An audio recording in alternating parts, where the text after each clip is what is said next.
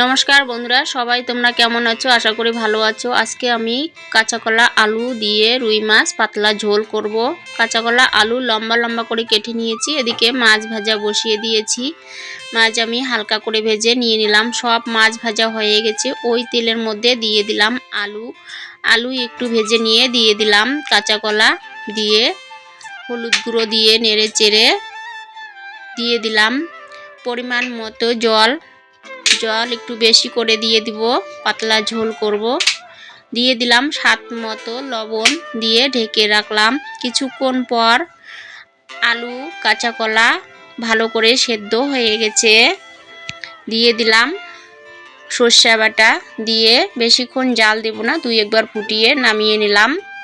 তারপর দিয়ে দিলাম তেল, দিয়ে গোটা জিরে, রাঁধুনি, 2টো শুকনো লঙ্কা দিয়ে দেব মৌরি বাটা, ধনে বাটা আর কাঁচা লঙ্কা বাটা, দিয়ে হালকা একটু কষে নিয়ে মশলা ধুয়ে একটু জল দিয়ে দেব।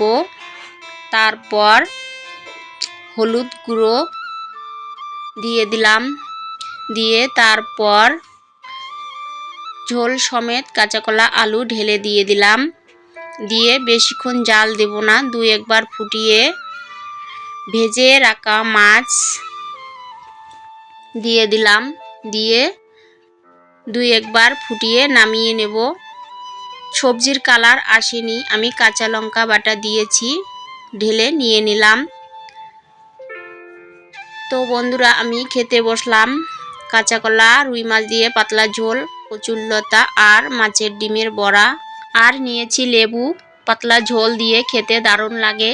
তো আমি খেতে শুরু করলাম। ভিডিওটি ভালো লাগলে like, comment, share and subscribe করবেন। ফিরে আসি পরের ভিডিওতে। টাটা।